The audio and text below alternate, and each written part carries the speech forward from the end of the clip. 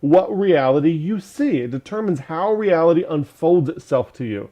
And if you see reality in terms of not Calvinism, it's only going to unfold itself to you in terms of not Calvinism. Therefore, it is very important to set aside the not Calvinism bias. And you say, well, Kevin, aren't you find yourself by not Calvinism? I mean, I'm going to be honest with you. You're not going to believe this, but every time I open Scripture, I'm open to wherever it leads. And if it just so happens that the next time I open it up and go to reading, that I think I find Calvinism there, I'm open to it. I really am. I am not predisposed one way or another. Now, I do have a memory of a whole bunch of observations that I've made that make that highly unlikely, but I'm open to it. And I don't need to predispose myself to be against it. There actually could be, listen to me, there could be some signal in Calvinism. And I mean that. I'm not joking. There could be. If we're so predisposed against it that we're just anti, we could miss the signal. And maybe it's just a little bit of signal. Maybe it's like 1% signal and 99% noise.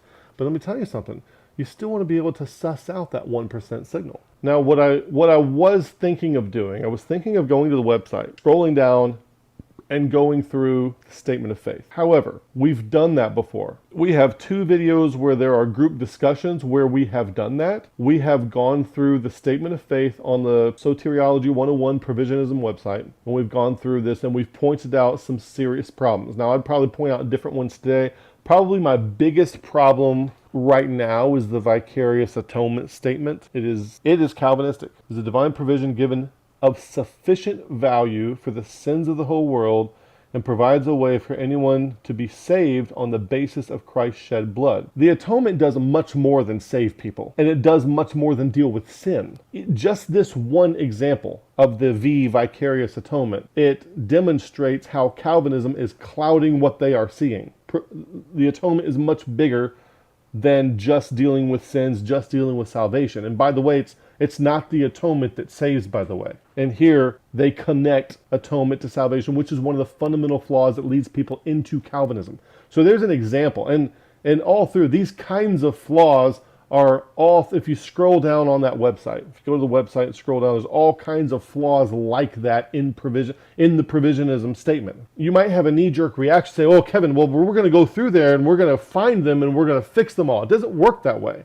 The fact that you try to write them down, the fact that you think that there can be a static set of propositional conclusions that is correct, the fact that you think that can exist is your problem. And you need to let go of that. That's not a thing. It's not a thing. So we're going to talk about problems with any systematic theology. We're also going to talk about problems with debating. And the problems when you deal with any kind of static ideology, you're going to be debating. One of the problems in debating is the whole thing is a reduction to propositional knowing. You say, Kevin, what on earth does that mean?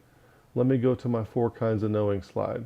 You have 4 kinds of knowing. The problem, and you can look at the About Us section on the website to go all into the meaning crisis and the left hemisphere, all this kind of stuff, creates a problem. In our society, the worldly way of doing things is like proposition only knowing.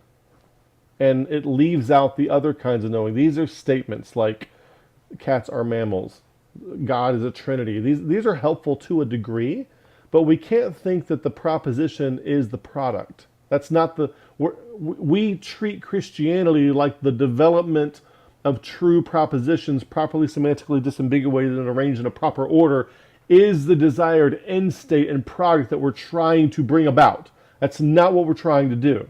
And then there's procedural knowing. How do you throw a baseball? How do you hit a volleyball? How do you do a roundhouse kick? How do you block a punch? How do you pass a bill through Congress? Perspectival knowing. What's it like to be the outfielder versus being the pitcher? Okay, there's 2 different experiences in the same arena. And then participatory knowing is how much attunement you have with the entire arena, which in a baseball game might be the baseball field, and a football game might be the football field. Okay, and if you're a congressman, the arena in which you have to operate is a lot more complicated than a sports field. Okay, there's a lot more things going on, and the more attunement you have there, the more you can thrive there, and you've got to bring all these things in. So the problem with thinking that there is a such thing as being able to reduce propositional knowing, something like this, I'm going to debate the truth claims in our systematic theology. Well, if you say, Kevin, well, if that's wrong, there's a new one by Adam Harwood and it's correct. No. And I would agree with you that the propositions provided are better thought out, but having propositions as the product is not that's the problem. That's the problem. Debate results in reduction to propositional knowing only. Propositional knowing is good. When people hear me talk about the 4 kinds of knowing, they think I'm against propositional knowing. I am not against propositional knowing. It's what separates us from the animals.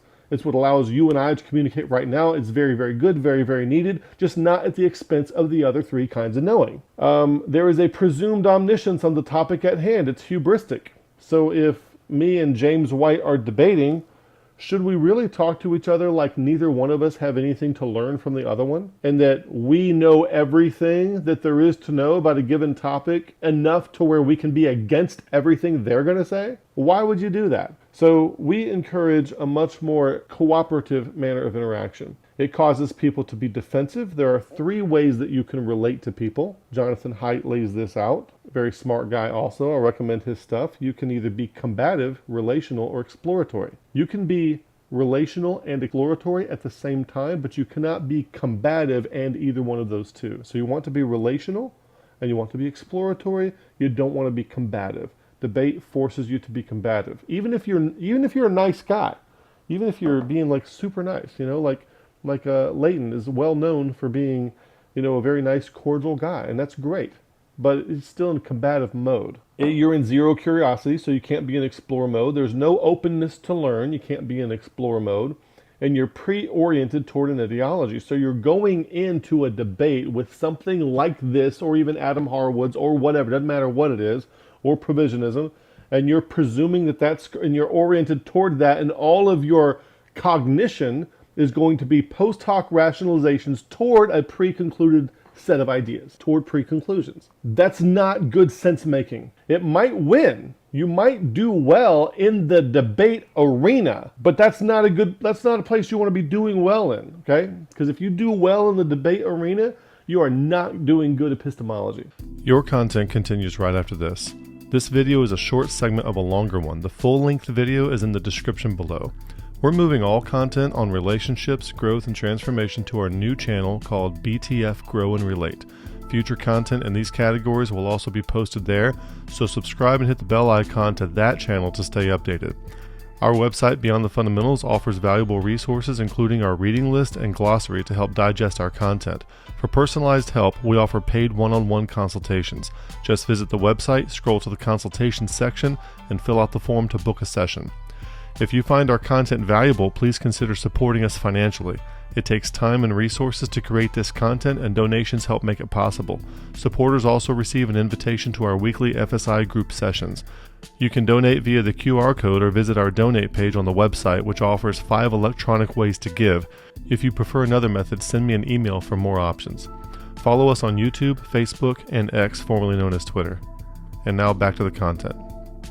So problems with any systematic theology, it reduces humans to mediocre machines. Now you're just processing data. Your job is to generate clever post hoc rationalizations to justify the data set that we've all aligned ourselves with. It constrains the complex to the complicated. And this can only ever be complicated. If this is complex, this can never get to, we say the Bible's inexhaustible. It's another way of saying it's complex. This can never do justice to this. It never can, okay? So it's a huge sin to try. It reduces the infinite to the finite. If you are not always oriented upward toward that which you don't know, you're oriented in the wrong direction. If you're oriented toward remembering and learning and being able to pass an exam and all the things you're supposed to know and being able to rattle it off and defend it properly, you are not oriented toward the infinite. You're oriented toward the finite, and that is always a problem. It confuses the map for the terrain. The map is always very much less than the terrain. Think about when you're actually on the road. If you pulled over on the interstate and you got out of the car, think about every rock and pebble and the paint that's on the side of the road and all the debris that's on the shoulder of the road, and then all the grass and the right of way, and then all the trees on the other side. Think about how much data is there. So when you're looking at your map, whether you have the old kind of paper maps or MapQuest, or you're looking on your phone, you're looking on Waze, and you see a little screen little gray screen with a little blue line going through it. Why? That is such data reduction, and that is just showing you what you need to know, which is a very small subset. It's not even, it's like 1/1,000,000% of the data that's available, or not even 1/1,000,000,000th of the percent of the data that's available, but it's relevant to what you're trying to do, which is drive somewhere on the road. And so this, at best, is a map of this, at best, but it's not really, because it's orienting you toward propositional conclusions, not toward transformation, which is a huge problem with this. We're going to talk about that in a few minutes on another diagram that I'm going to get to. This, even though it's complex and that's complicated, this is still just a map of reality. So there's still a lot more to reality than what's right here. And this is a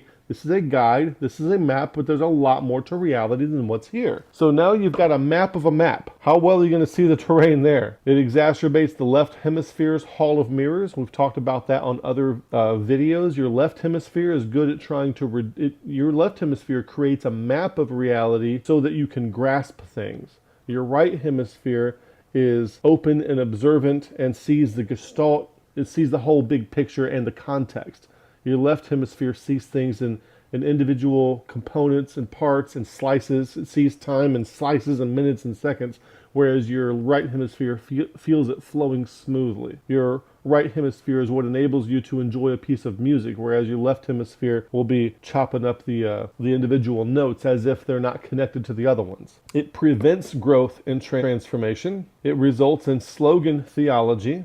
It destroys all perspectives but one. And that's a huge problem. Now, when you want somebody to join a church, one of the main things you would really want them to join the church for is because of their perspective. But that's not why we join churches today. Today, we want people to join church. We want them to outsource their perspective to this perspective. We all agree with the statement of faith of the church. You have to agree to that. You're not allowed to have your own perspective.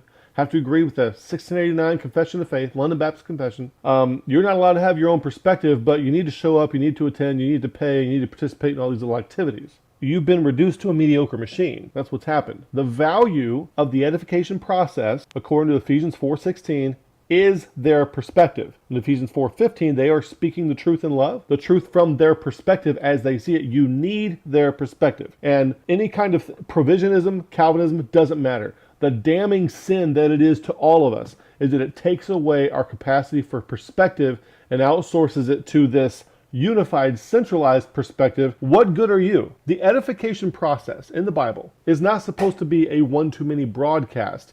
That's how it starts off for baby Christians, Ephesians 4:11 through 12.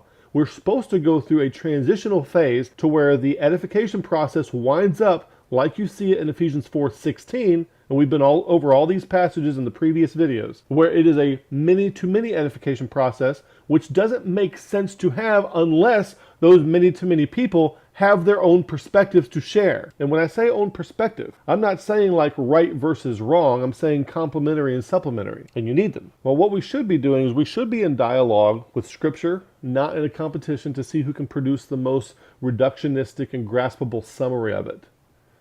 Just as we are in dialogue with our spouse and would never reduce them to a set of finite propositions, we should never do this with God or Scripture either. We should dialogue with Scripture and in reality in such a way that we expect them to continually open and reveal themselves to us in new and unpredictable ways.